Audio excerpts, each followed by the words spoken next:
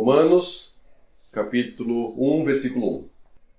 Paulo, servo de Jesus Cristo, chamado para apóstolo, separado para o Evangelho de Deus, o qual antes havia prometido pelos seus profetas, nas Santas Escrituras, acerca de seu filho, que nasceu da descendência de Davi, segundo a carne, declarado Filho de Deus, em poder, segundo o Espírito de santificação, pela ressurreição dos mortos.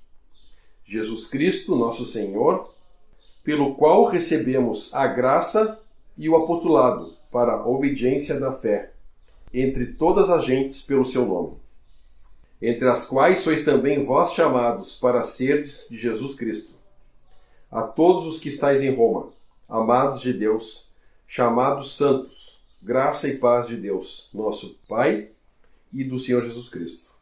Primeiramente, dou graças ao meu Deus por Jesus Cristo, acerca de vós todos, porque em todo o mundo é anunciada a vossa fé.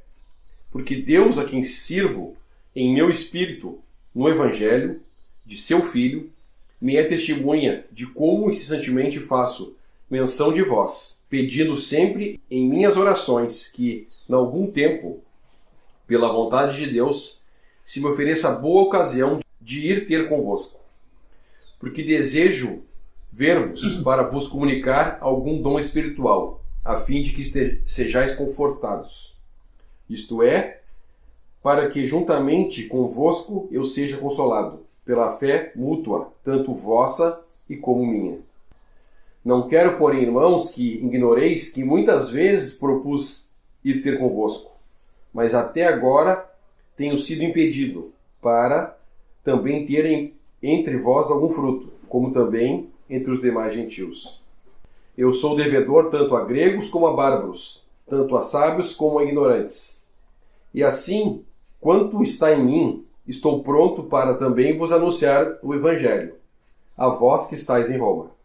Porque não me envergonho do Evangelho de Cristo, pois é o poder de Deus para a salvação de todo aquele que crê, primeiro do judeu e também do grego.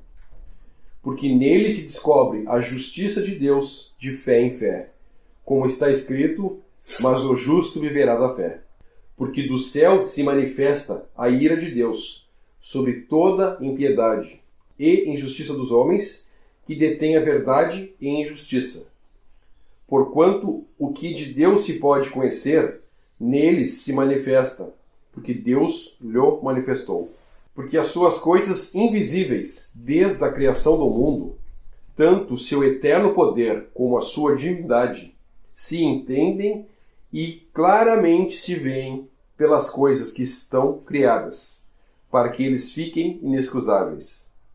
Porquanto, tendo conhecido a Deus, não glorificaram como Deus, nem lhe deram graças, antes em seus discursos se desvaneceram, e o seu coração insensato se obscureceu.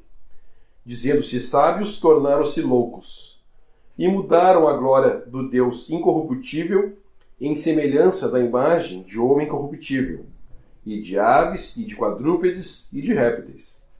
Pelo que também Deus os entregou às concupiscências do seu coração, a imundícia, para desonrarem o seu corpo entre si, pois mudaram a verdade de Deus em mentira, e honraram e serviram mais a criatura do que o Criador, que é bendito eternamente.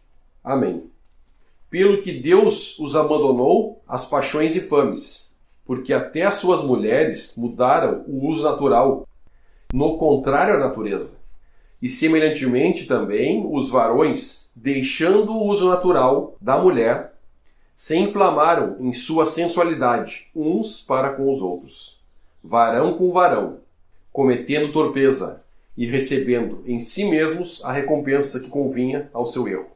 E como eles se não importaram de ter conhecimento de Deus, assim Deus os entregou a um sentimento perverso, para fazerem coisas que não convêm, estando cheios de toda iniquidade, prostituição, malícia, avareza, maldade, cheios de inveja, homicídio, contenda, engano, malignidade, sendo murmuradores, Detratores, aborrecedores de Deus, injuriadores, soberbos, presunçosos, inventores de males, desobedientes ao pai e à mãe, nécios, infiéis nos contratos, sem afeição natural, irreconciliáveis, sem misericórdia, os quais, conhecendo a justiça de Deus, que são dignos de morte os que tais coisas praticam, não somente as fazem, mas também consentem aos que as fazem. Então, começamos o estudo dessa Epístola aos Romanos. O apóstolo Paulo usa alguns versículos a mais para se apresentar, porque esses irmãos não conheciam a Paulo. A apresentação dele vai do versículo 1 ao versículo 7, a apresentação do apóstolo Paulo. Aqui, no versículo 1, ele se apresenta como servo de Jesus Cristo, chamado para apóstolo, separado para o Evangelho de Deus. Ele se apresenta como servo de Jesus Cristo. Eu estava lendo o comentário dessa epístola, é muito interessante. Não existe nenhum mandamento que nos direcione a ser servo. Ser um servo do Senhor é uma questão individual de cada um. Após a conversão, nós vamos ser constrangidos pelo amor, nos dispor a servir o Senhor. Servo é alguém que serve. É um exercício que é consequência também da nossa conversão, né? A gente vai amadurecendo, nós vamos sentindo vontade de fazer coisas para o Senhor, naturalmente. E Paulo se apresenta aqui como um servo, chamado apóstolo. O para aqui, o meu está em itálico, deitadinho. Ou tem outra versão que fala que é apóstolo por chamado, uma tradução mais correta. Algumas traduções colocam chamado para ser apóstolo. É uma tradução incorreta, nos conduz a um pensamento errado de que depois que ele foi chamado ele ia ter que buscar ser apóstolo. Não. No momento que ele foi chamado, ele já era um apóstolo. No momento que ele se converteu, ele já era um apóstolo. Então a versão que fala isso é a atualizada. A Almeida Revista Atualizada fala servo de Jesus chamado para ser apóstolo. Não é essa a melhor tradução. A Fiel também fala chamado para ser apóstolo, está errado. A tradução do Darwin fala um apóstolo chamado. Isso fala da soberania de Deus, né? Isso aqui fala da vocação celestial. Deus chama, como nós podemos ver no livro de Atos. Paulo tinha um pouquinho de bondade nele? Não. Paulo, pelo contrário, ele era um perseguidor assassino. O coração dele estava cheio de raiva. E Deus chama agora ele para o serviço. Os apóstolos, a tradução apóstolo quer dizer enviado. Os apóstolos eles eram enviados diretamente pelo Senhor para um determinado fim. Então, faz parte das duas classes de dons, né, que colocaram os fundamentos, os apóstolos e os profetas, que nós podemos ver em Efésios isso. Então, separado para o Evangelho de Deus. Versículo 2. O qual antes havia prometido pelos seus profetas nas Santas Escrituras, acerca do seu filho que nasceu da descendência de Davi, segundo a carne. Declarado Filho de Deus em poder, segundo o Espírito de santificação, pela ressurreição dos mortos, Jesus Cristo nosso Senhor. O que estava oculto em Deus era a igreja, o povo celestial. O Evangelho de Deus, ele foi declarado. Ele está dizendo aqui que foi declarado no versículo 2 pelos seus profetas nas Santas Escrituras. Desde lá da sentença para a serpente, o filho da mulher pisará a sua cabeça e ela morderá o calcanhar. Nós lemos hoje Isaías 53, podemos ler de novo alguns versículos lá. Fala lá, já estava profetizado sobre salvação, remissão de pecados. 53, versículo 4. Verdadeiramente ele tomou sobre si as nossas enfermidades e as nossas dores, levou sobre si, e nós reputamos por aflito, ferido de Deus e oprimido. 5. Mas ele foi ferido pelas nossas transgressões, moído pelas nossas iniquidades. O castigo que nos traz a paz estava sobre ele, e pelas suas pisaduras fomos sarados. Que fala, o castigo que nos traz a paz estava sobre ele. Então, o Evangelho de Deus, ele é anunciado em todas as Escrituras. Desde lá de Gênesis. O que estava oculto era a dispensação da graça, a igreja, o povo celestial de Israel. O Evangelho de Deus já estava prometido nas Santas Escrituras. Então, essa carta de Romanos, o apóstolo Paulo, ele vai explicar o Evangelho. Se tem, no mínimo, 3 divisões nessa carta. 4, se nós podemos dizer assim. E dentro dessas divisões existem subdivisões menos perceptíveis, mas um olhar atento nós vamos poder notar na sequência dessa carta. Do capítulo 1 ao capítulo 8, a doutrina. Doutrinalmente, o que o Evangelho. Aqui dentro desses 8 capítulos, ele trata pecados e do momento em diante ele vai tratar do pecado. Né? Ele vai tratar dos frutos. Eu não sei o certo, nós vamos descobrir na continuação. Em determinado momento ele vai tratar o pecado em si, a raiz que está em nós. Então, ele traz a doutrina sobre isso. Do capítulo 9 ao capítulo 11, ele vai explicar dispensacionalmente o Evangelho. Do 12 ao 15, devocional. Rogo-vos, irmãos, que apresenteis o vosso corpo como um sacrifício vivo. Então ele vai explicar essa parte. Botar em ação o que nós aprendemos anteriormente. Sobre a doutrina, sobre a parte dispensacional. E no capítulo 16, é um capítulo especial, é uma carta de recomendação para uma irmã que está anexada a essa carta. Irmã Febe, recomendo a irmã Febe. Então seguimos, versículo 3. Como ele citou ali que já estava prometido esse Evangelho de Deus, profetas, ele começa a mostrar onde, né? Acerca do seu filho que nasceu da descendente de Davi. O Messias viria de Davi, da tribo de Judá. E isso estava onde? Paulo está se referindo às profecias que falavam isso. Declarado Filho de Deus em poder, segundo o Espírito de santificação pela ressurreição dos mortos. Jesus Cristo nosso Senhor. Então, o Senhor, no seu ministério para Israel, durante o tempo que ele andou aqui, ele deu sinais que era o Filho de Deus. Quando João Batista manda os seus discípulos perguntar, era ele ou teria que esperar outro? A resposta do Senhor qual é? Os cegos vêm, os coxos andam. O que o Senhor respondeu? Está se cumprindo as profecias. Estão se cumprindo em mim. Isso foi a resposta do Senhor para os discípulos de João. Então o Senhor deu amostras de poder. Expulsão de demônios, curas, multiplicação de alimento, ressurreição de mortos. Então o Senhor deu sinais. Segundo o poder de santificação pela ressurreição dos mortos. Está citando aqui que o Senhor morreu, ressuscitou. Jesus Cristo nosso Senhor. 5. Pelo qual recebemos a graça e o apostolado para a obediência da fé entre todas as gentes pelo seu nome.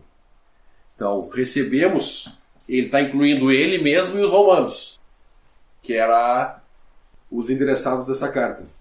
Recebemos graça, echares, no grego, boa vontade, misericordiosa, presente, privilégio, generosidade.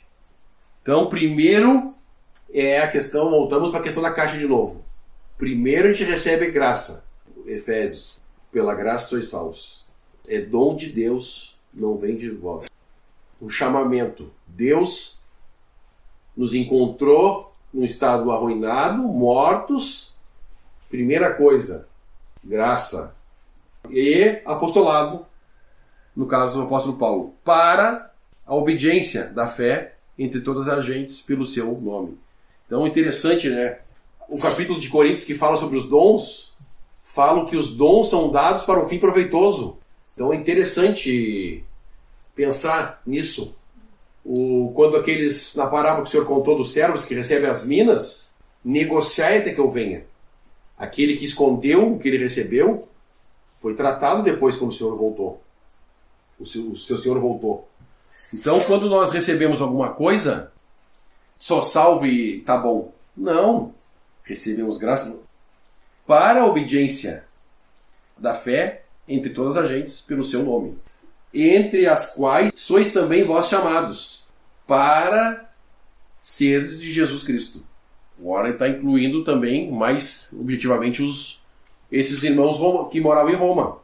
Como eu fui chamado e separado para o Evangelho de Deus, chamado apóstolo, lá no capítulo versículo 1, vocês também, irmãos que estão em Roma, entre as quais sois também vós chamados, para seres de Jesus Cristo. A mesma vocação, a mesma graça que alcançou o apóstolo Paulo, alcança agora todo aquele que deposita fé no Senhor Jesus. Todo aquele que é chamado pelo decreto de Deus para a salvação. Conectado a isso que o irmão falou, do chamado, todo aquele que crê, um aspecto do livro também é que ele vai fazer essa paralelo, vamos dizer, vai colocar lado a lado características da velha criação, anterior criação, lá de Adão, vai falar mais à frente no livro. Aquele que é nascido da carne é carne, nascido do espírito é espírito. Ele vai fazer esse paralelo com a nova criação que vem de Cristo, agora através da cruz. Ele vai fazer mais à frente esse paralelo. Então também vai trazer os aspectos dessa nova criação nesse livro aqui também. E aqui ele começa introduzindo justamente isso, né, abordando o assunto que todo aquele que crê, né, já ele fala antes ali, 5, pela qual recebemos a graça e o apostolado, por nome do seu nome, para a obediência da fé entre todos os gentios, entre os quais sois também vós chamados para ser Jesus Cristo. Então ele vai trazer esse paralelo mais para frente, dizendo que por um veio juízo, através de um veio o juízo para toda uma criação, e através da obediência de Cristo, né, veio a salvação. Então ele vai fazer esse paralelo entre as duas criações. Romanos 5,19. Porque assim como pela desobediência de um só homem muitos foram constituídos pecadores, assim também pela obediência de um muitos serão constituídos justos. Traz os dois aspectos, vai jogar um aspecto ao lado do outro, né? Um aspecto desde Adão até Cristo e de Cristo em diante. Esses dois paralelos. Esses chamados para serem de Cristo Jesus traz essa lembrança, né, de um novo aspecto, né, uma nova herança de coisas para todos através de Cristo. Então esse versículo 6 conecta esse versículo lá de Romanos 5. Esse para seres, aqui está em itálico também na minha versão, ele vai levar o mesmo pensamento do versículo 1. Aqui, na verdade, Paulo quer dizer o mesmo pensamento. Como ele foi chamado para apóstolo, vós sois também chamados para Cristo. Porque a gente pode pensar para seres. Então eu vou ter que correr atrás, eu vou ter que evoluir, eu vou ter que fazer alguma coisa para ver se um dia eu vou ser do Senhor. Não, é justamente o oposto. Primeiro nós somos chamados, depois nós servimos. Essa para seres, a tradução que é corrigida está para seres. Tem outras versões piores. Vou ver o que o Dário coloca. Entre os quais também sois chamados de Jesus Cristo. É uma vocação, é um chamamento. Versículo 7. A todos os que estáis em Roma, amados de Deus, chamados santos, graça e paz de Deus, nosso Pai, e do Senhor Jesus Cristo. E, novamente, chamados santos. Santo quer dizer separado. Separado para Deus. Interessante que, antes de passar por esse versículo 7, chamados de Jesus Cristo, mas esse chamamento, ele custou um preço. Nós somos chamados por graça, como nós temos lido aqui, pelo amor de Deus, mas ele custou um preço. 1 Coríntios 6, 20, fala assim: porque fostes comprados por bom preço. Glorificais, pois, a Deus no vosso corpo e no vosso espírito, os quais pertencem a Deus.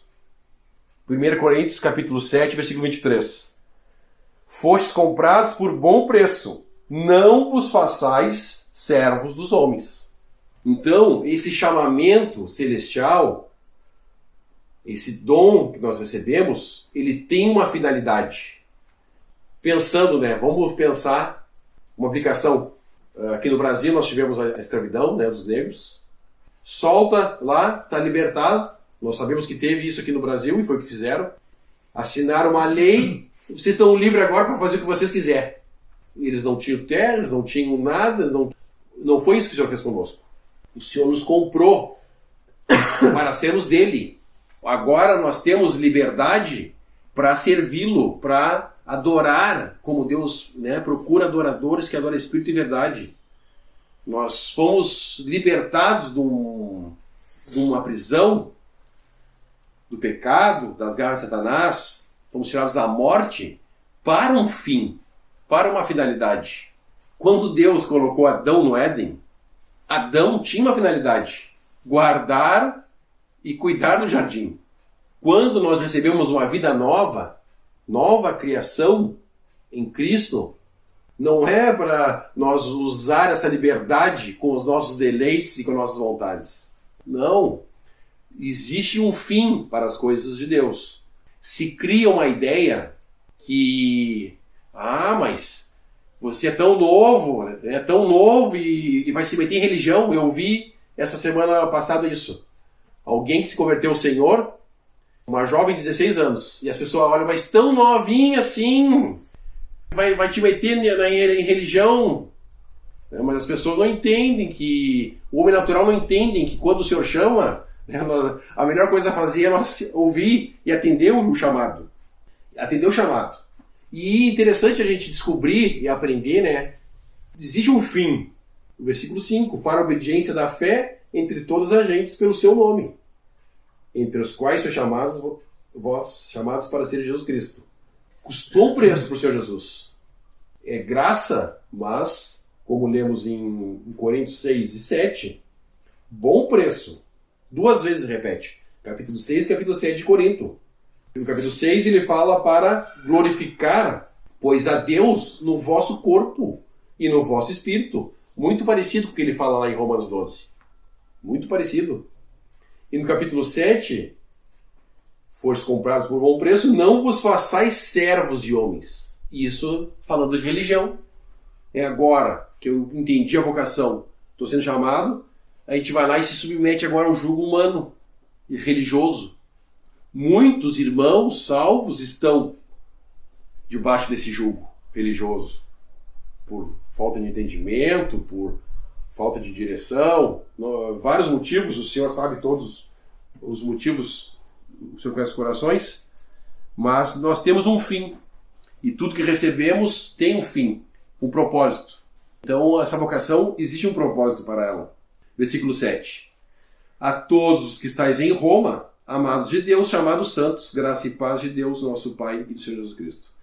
Interessante aqui, que normalmente as cartas de Paulo, ele não interessa assim.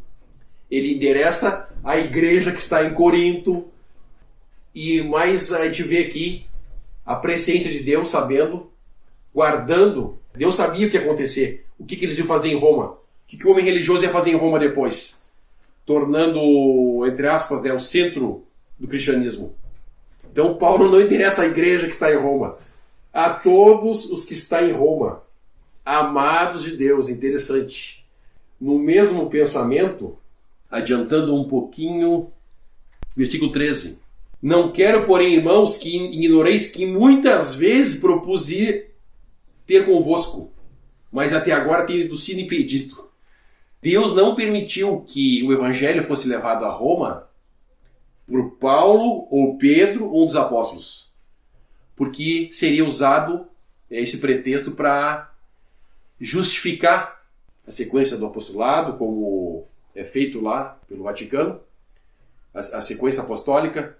Terminando de estudar o livro de Atos, nós vimos que tinha uma assembleia lá e os irmãos não conheciam Paulo, né? Alguém pregou o evangelho lá, não diz nem quem foi. O evangelho chegou lá em Roma. Paulo quis ir e foi impedido, mas Deus, na sua infinita sabedoria, não deixou isso acontecer para evitar muitos problemas futuros. Mesmo assim, já se criou, o homem criou vários problemas doutrinais em relação a Roma, ao centro do cristianismo. A carta está endereçada a quem? É uma coisa interessante que nós devemos analisar em todas as cartas. a todos os que estáis em Roma. Amados de Deus, né? Os salvos, os irmãos que estavam em Roma. Essa semana tem um irmão que atende na padaria que eu compro pão ali. E eu cheguei lá e ele falou... Ele se cumprimenta com cumprimentos judaicos. Aí eu não cumprimento ele, eu faço que eu não escuto. Primeira coisa que ele falou, que estava em batalha espiritual. Batalha. E aí ele falou, e tu? Se tu não está em batalha, tem coisa errada contigo. Olha o que fala aqui o versículo 7. Chamados santos, graça e paz de Deus. Graça e paz de Deus. O homem religioso querendo estar batalhando e querendo estar, de alguma forma, tendo participação na salvação. Tem que estar em batalha espiritual, porque senão tem coisa errada. Graça e paz. Nós somos chamados a isso. Chamados santos, graça e paz de Deus, nosso Pai, e do Senhor Jesus Cristo. Nós somos chamados a andar em alegria, em paz. A paz já foi feita. Nós vemos lá em Isaías 53, versículo 5, mas ele foi ferido pelas nossas transgressões e moído pelas nossas iniquidades. O castigo que nos traz a paz estava sobre ele, e pelas suas pisaduras fomos sarados. A obra de Cristo, o que ele levou sobre si, essa obra nos traz a paz. Nos traz a paz. Que paz? O homem busca a paz desse mundo. Mas o que o Senhor falou? Dou-lhes a paz. Vamos mostrar esse versículo. Não a que o mundo dá. João 14, 27. Deixo-vos a paz. A minha paz vos dou. Não vou-la dou como o mundo a dá. Não se turbe o vosso coração e nem se atemorizem. Deixe-vos a paz. A minha paz vos dou. Que paz é essa que o Senhor está falando? É a paz com Deus que de devedores nós passamos agora a quites com Deus. Né? Nós tínhamos uma ficha corrida imensa com os nossos pecados. É ficha, agora campanha política, a lei da ficha limpa, nós tínhamos uma ficha suja, nós não íamos poder concorrer. Agora nós podemos nos achegar a Deus como adoradores, porque Cristo nos deixou a paz. O homem busca a paz aqui. O homem não quer ficar doente, o homem não quer ter que trabalhar, o homem quer ter dinheiro sem muito esforço, o homem quer estar sempre feliz, não quer perder nenhum familiar querido. Não é essa paz o motivo do Senhor ter vindo aqui, no seu ministério. Não foi isso que ele veio fazer. Ele deu amostras de como seria o reinado dele. Mas eles tiveram a escolha de escolher. Pilatos deu a oportunidade de escolher. Hoje eu vou soltar um. Quem vocês querem que eu solte? E eles clamaram por Barrabás. Então, o Senhor foi rejeitado. Essa paz que o homem busca não vai acontecer. Pelo contrário. Enquanto o Senhor não reinar aqui. Após o arrebatamento, vai piorar as coisas. A grande tribulação. Juízo para esse mundo. Eles crucificaram o Senhor e Deus não fez nada. Deus está em silêncio até agora. Pelo contrário, Deus está salvando. Deus não moveu um dedo de juízo ainda para esse mundo. A espada está levantada ainda. Mas vai ser executado o juízo para esse mundo. E todos aqueles que creem no Senhor Jesus tiveram sua dívida paga, os pecados, e como igreja, pertencentes ao corpo de Cristo, a noiva, não passaremos por juízo nenhum. Passou da morte para a vida, não entrará em juízo, fala em João. Então é um privilégio que também seremos livrados desse juízo que paira sobre esse mundo. Mas a paz de Deus é alegria em saber que esse mundo está destinado ao juízo. Vai perecer pelo fogo. Mas nós temos uma morada. Nós temos um lar que o Senhor nos preparou. Já está preparado, nos esperando. Então, saber dessas coisas é um privilégio imenso, nos alegra, nos traz paz, alegria para os nossos corações, regozijo, e podemos andar em obediência da fé de uma maneira não sofrendo, como nós falamos na reunião passada, como um cristão miserável, mendigando amor, mas como filhos de Deus, né, que ricos, nosso Pai é rico, todas as bênçãos espirituais e lugares celestiais. Enquanto estamos aqui, nós comentamos também, na reunião passada, o Senhor está cuidando de nós. O Senhor Jesus, como cabeça da igreja, ele é o que é o mais está atento a cada membro do corpo de Cristo. Quando Paulo estava perseguindo a igreja, o Senhor foi lá e tratou com Paulo. Saulo, Saulo, por que me persegues? Quem é, Senhor? Paulo tomou um susto. Ele estava perseguindo o Senhor. Eu acredito que o Paulo entrou em choque. Ele ficou 3 dias com o cego, né, com escamas. Ele estava fazendo oposição a Deus.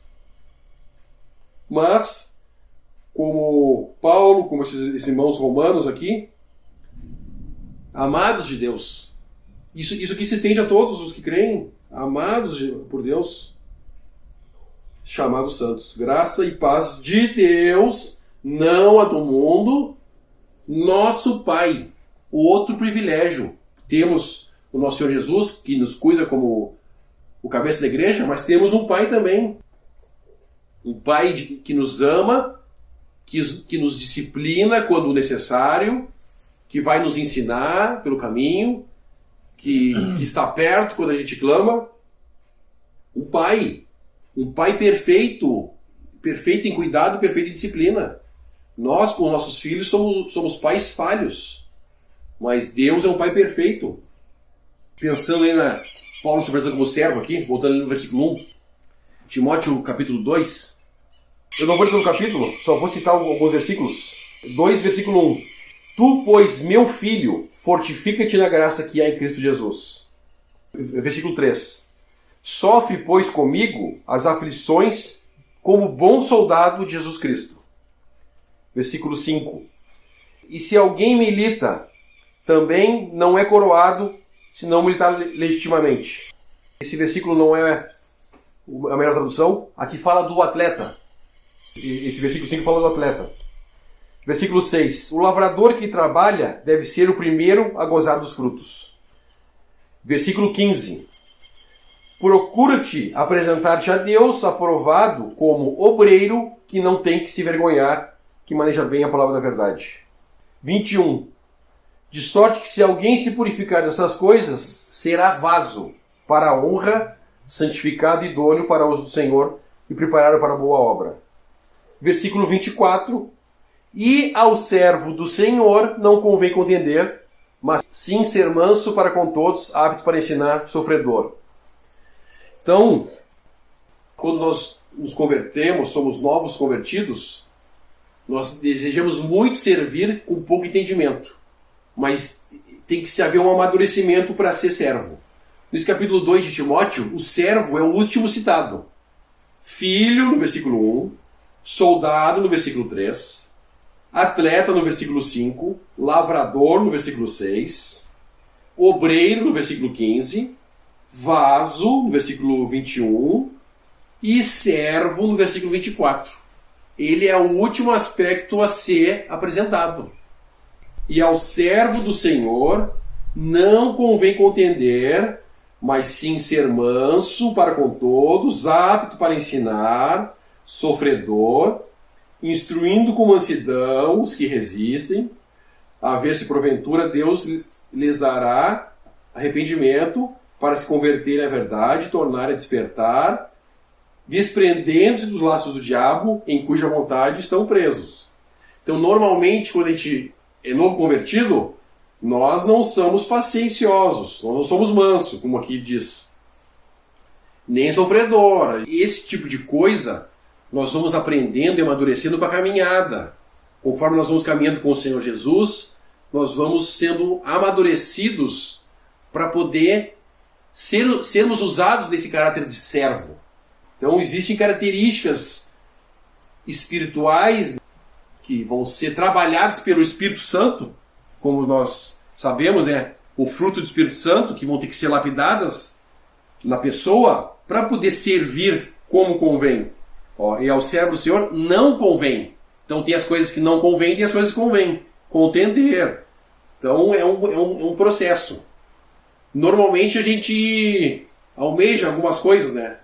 A gente quer ser soldado, a gente quer escolher, quer ser um atleta. Então a gente tem muita... Naturalmente nós optamos por algumas coisas que nós possamos fazer para o Senhor. Mas é um processo. Nós podemos desfrutar de cada um desses aspectos aqui. Vai ter alegria em todos esses aspectos. O primeiro lá começa como filho, né? E aqui nessa carta que nós estamos estudando agora, Paulo vai apresentar esse evangelho que vai nos fortalecer, vai fazer nós crescermos em graça. Nós entender o evangelho de Deus faz nós crescermos em graça. Firmarmos a nossa posição como filhos. E muito interessante, vamos voltar rapidamente em Romanos, capítulo 16. Mas Paulo passava pregando, vai ter que escrever uma carta agora só sobre o evangelho? Vai ter que escrever uma carta só sobre o evangelho. Por quê? 16:17. E rogo aos irmãos que noteis os que promovem dissensões e escândalos contra a doutrina que aprendestes, desviai-vos deles. Tinha irmãos lá dentro dos romanos que estavam promovendo dissensões e escândalos contra a doutrina. Como em Filipenses tinha aqueles que pregavam outros evangelhos.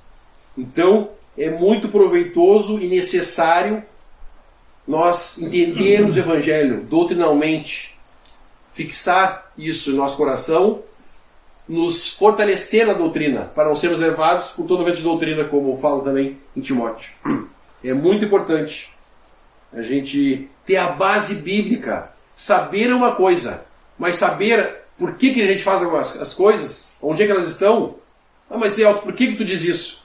Porque lá em Romanos está escrito que é assim, é por graça, chamados, é uma vocação. Então é muito importante nós ter a base bíblica para nós mesmos, primeiramente, e se porventura Deus quiser nos usar para levar essas verdades a outros, né, outro privilégio que teremos ainda.